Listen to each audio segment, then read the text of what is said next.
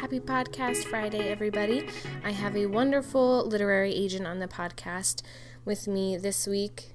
This new year is starting out with just all literary agents, and then we'll get into a lot of authors and have some agents sprinkled in there.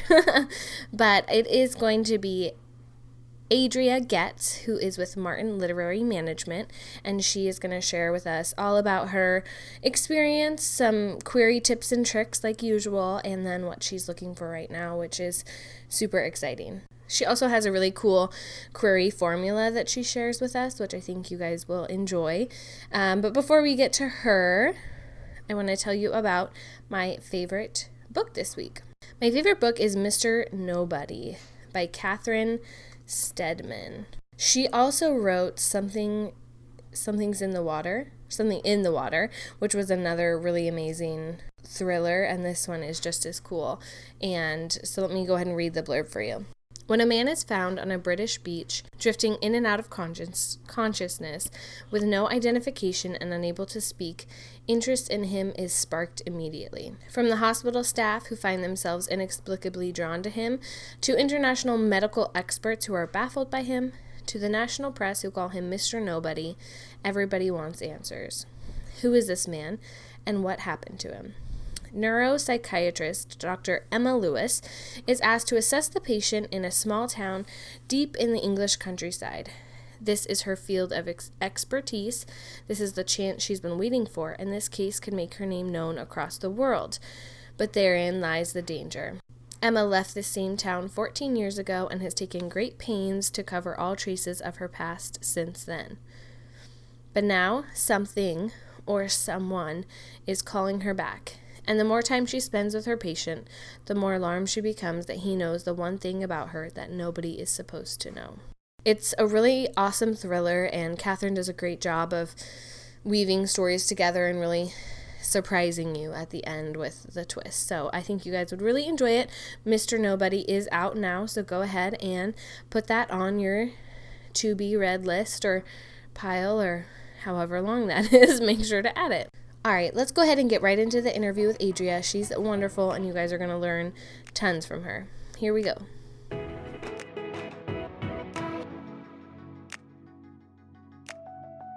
So let's have you tell us what drew you to publishing and being a literary agent. Yeah, so in high school, I told people I wanted to be an acquisitions editor. And my friends were like, cool, nobody knows what that means. Right. So as a teenager, I kind of already liked the idea of being in a gatekeeper role and working with creative content. So when I got to college, I applied to basically every single publishing internship I could find, which where I'm located in the Seattle area is there's 3 of them. Yeah. But my goal was to apply for as many as I could and just try to see the publishing industry from every angle, or as many angles as I could, and sort of decide from there which angle I liked best.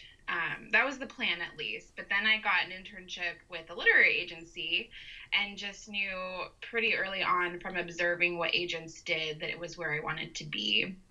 I really loved the fairy godmother aspect of being an agent, where you're literally this person who swoops into someone's life and makes some of their creative dreams come true, or at least tries to make those dreams come true. I also love watching the editing aspect to it, because developing creative work is really fun for me. And as a writer myself, I feel like I have more of a natural knack for it. And then I just love the lifestyle of being an agent, of being able to work remotely and have that flexibility to work from the comfort of home, which that's why I always tell jittery writers that when you're about to hit send on a query and you feel sick to your stomach, nervous, and your heart is racing and you're sweating, just imagine that the agent is sitting on their couch in sweatpants, the cat curled up on their lap, because oftentimes that is their reality, or at least that's my reality. I think people think the agents are in a skyscraper in New York wearing a blazer, and snapping at their assistant, and that's just not usually the case. I love it. I love that you talked about the fairy godmother aspect of being a literary agent. I've never heard it described that way, but it's so true. You do kind of get to wave your magic wand and kind of make somebody's dreams come true. That's awesome. We try. Yeah, we try. That's good. So when did your love for books begin? Because you had this, dream and desire to do the acquisition editing in high school. So how did your love of books kind of start? Well, so yeah, definitely as a kid, and definitely because of my mom. I always think of our bedtime reading routine that we had. So I have three sisters, and so we'd all, take our baths and put on our PJs, which was usually my dad's big t-shirts that we would wear like nightgowns. Yes. And then we'd pile onto my parents' bed, which was this old school water bed that like jiggled No. on it.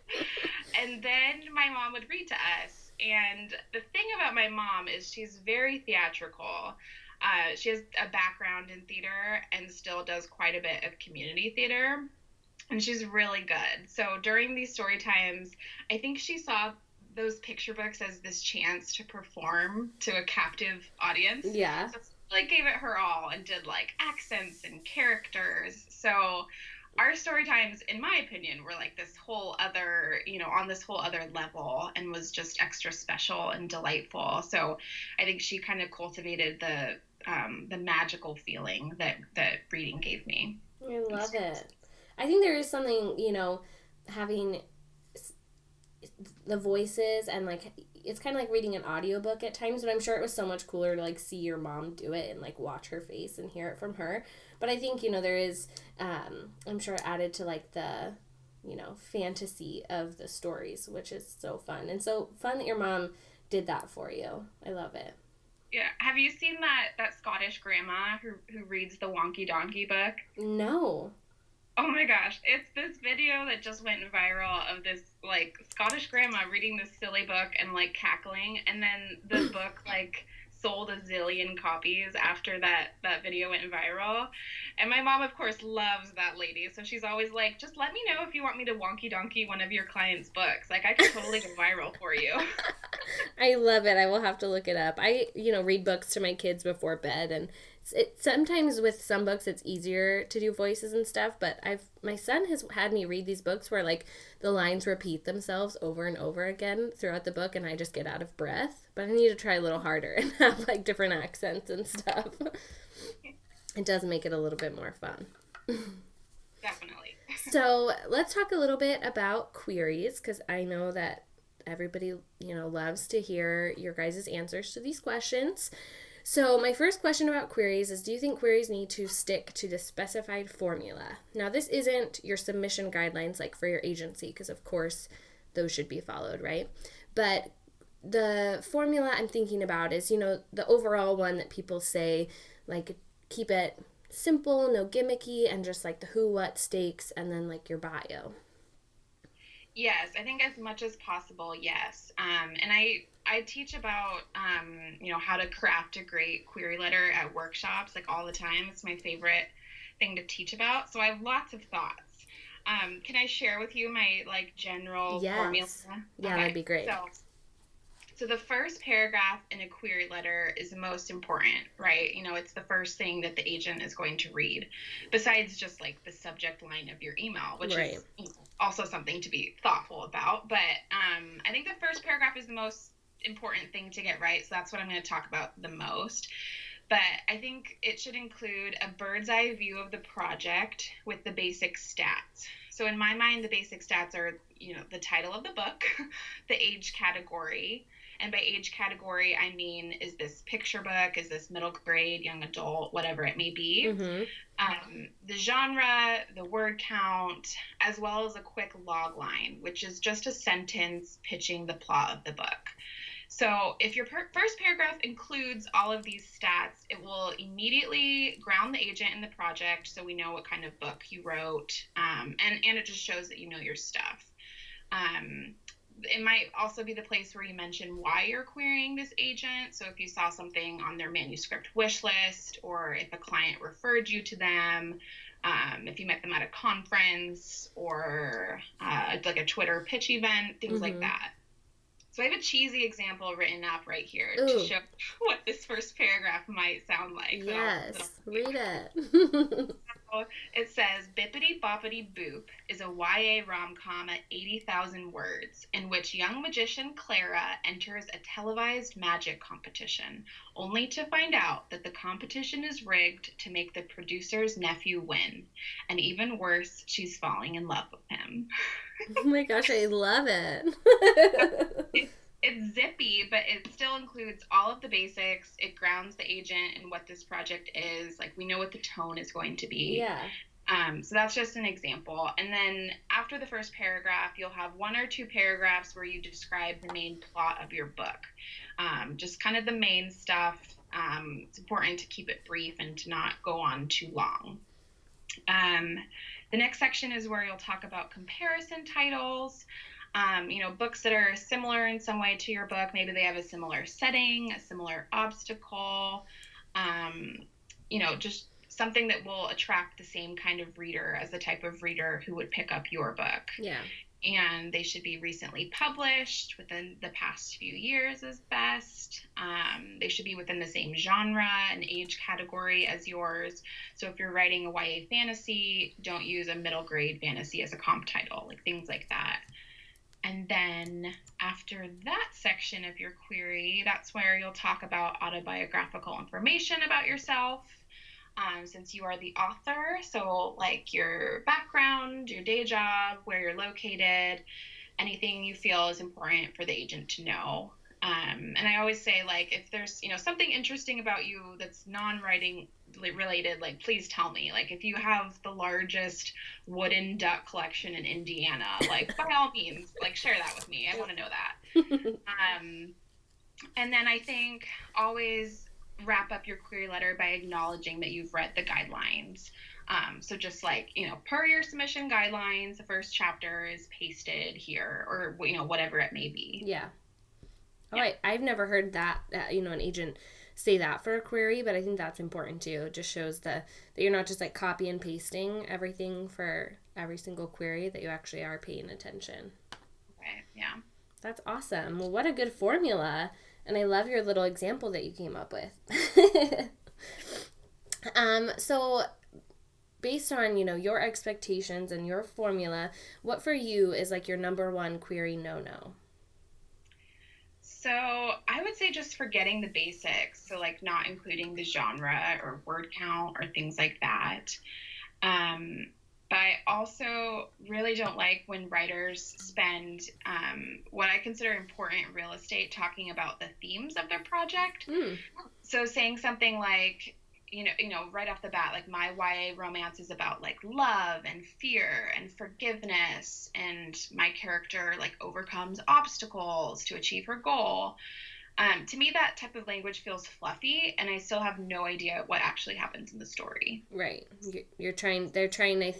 They could be trying to sound very, I don't know, literary about it, but it's like, we just want to know what actually happens in the book, and then maybe your themes match up to it, but that's not the most important part at that stage. Well, good. I like that. No, that's a good thing to remember. So what things in a query or first pages that you'll receive would make you stop reading? So I would say when I don't feel grounded. So when I'm like introduced to too many characters at once, or if I'm dropped into a scene and don't know what's going on by like the end of the page. It's of course fine to drop someone into a scene or into action, but you need to quickly ground the reader so they know what's going on, because it can feel kind of frustrating to feel disoriented. And I think that, it can be a hard thing if it's like fantasy or, a very different world than, what you might expect in like contemporary or something, because, or when you introduce like 6 characters right at the beginning, that can be a lot to wrap your head around and keep straight in the first couple pages. And then, so let's talk about your favorite thing to see in a query. I would just say brevity. Keep it snappy. Yes. Keep it snappy and fun. I really love your formula, and that you share that with with authors, and because I think queries are something that is so hard, and I think a lot of people will have said this, but it's a very different type of writing than not like writing a whole novel. It's a little bit more salesy, and that can be really hard for, I've struggled with queries before, and it's like because you know your whole story, right? And it's like hard to pick out the snappy things it can be at times. So I think it's good to just hear different ways that people do it, and your formula is a little different than I've seen before, but I really like your first paragraph having all of that information, because sometimes I know people put that like at the end of the query.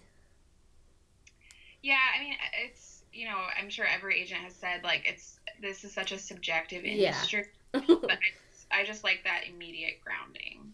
I think so too, and I think that it helps you not get confused and maybe just like push it aside because you're confused. So I like that a lot. um so what would your tips or golden rules be for authors who are querying, besides your formula and following that and being snappy? Well, I would say, like, organizationally, it's great to keep a spreadsheet or like a list of, which agents you sent a project to, on what dates, what kind of feedback Yeah. they've offered you. And then as far as like golden rule for, being in the querying trenches, I think it's good to look out for your mental health, because it can be, so rough to receive rejection after rejection, and that can be really tough for your self-esteem and your headspace. So it's important to do what you need to do to take care of yourself. Surround yourself with family and friends, maybe cats if you're like me, other writers, people who love you, and want the best for you. And like, take baths, light a candle, eat Oh yeah. chocolate, pour yourself a glass of wine, go to therapy if you can, and just hang in there, because I do worry about, how rough it can be emotionally for writers. I feel like I see it on Twitter a lot in the writing community. People, are like, oh, I just got my 120th rejection. Like, should I just stop and give up? And it can be very hard, especially if just by luck get like 5 rejections or responses in one day. Like, that's always like a rough day. But, I think we are so blessed to have like the community we do, and to be able to like talk to people around the world who are going through the same thing. But sometimes it's just best to like shut off Twitter and get off social media and read a book or work on something new, to distract yourself from it, because your mental health is super important. So my next question is, what else do you look for in an author? So you've read their manuscript, you're really interested in working with them, and you're on that phone call with them. What are you looking for in your Cinderella, because you're a fairy godmother? I want Cinderella to be hardworking and savvy about the industry, but most importantly, kind. That's kind of the trifecta for me. Yeah. And you can't really know just from a query or a phone call if someone is all of those things, but I try to suss it out a little bit before I sign someone. And one of the ways I do that is by, and not to sound like Big Brother, but by checking out their social media, Yeah. and specifically like their replies to, like, tweets, to see what they're saying to other people online. And if they're being unkind and they're like being a troll, which I do see sometimes, then that is like that's like an instant no for me. Yeah. Because I want to work with people who are warm and fuzzy kind of people. Definitely. And I feel like that would be the kind of author who would be, more open to revisions and edits, and not somebody who's trolling other people online. That makes me sad. Wouldn't want that. Well, tell us a little bit about what you're looking for in your query inbox, and what is on your manuscript wish list right now. Yes, so I have a very long and very oddly specific manuscript wish list at my website, adriagoetz.com, Perfect. that people can read through. But some of the things that are at the top of the list right now are picture books. specifically picture books that feature what I would describe as contemporary families and reflect how these real life families live.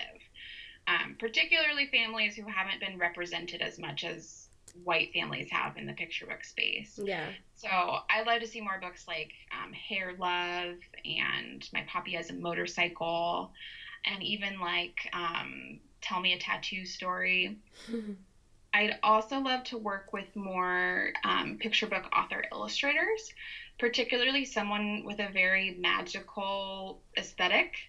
So some of my favorite examples would be the Fan Brothers, who I love, and David Litchfield, Juana Martinez Neal, Emily Winfield Martin, Vashti Harrison. Those are some of my favorites. And then in the middle grade and young adult space, I'm looking for books that are very atmospheric, where it feels like the setting is central to the plot, or it's like its own character almost. I love anything with a dual timeline. I love magical realism. I would love to do more historical fiction, particularly historical fiction that feels fresh and explores a narrative that we haven't seen as much in historical fiction, something that kind of feels like it's bringing a lesser known story into the light. Yeah. I'd also love, I mean, everyone is saying this, but I love a rom-com with a very commercial hook. I think it would be fun to work on. I'd also love more graphic novels, or just anything that is kind of in a hybrid format that's very highly visual. So like something similar to Brian Selznick's body of work, which I love. And then last but not least, I want all of the mermaids. Ooh, the mermaids. I love it.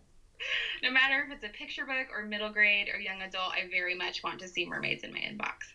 I love it. I love mermaids. We need more. I feel like they were like hot for a minute, like 10 years ago or more, but we need more for sure.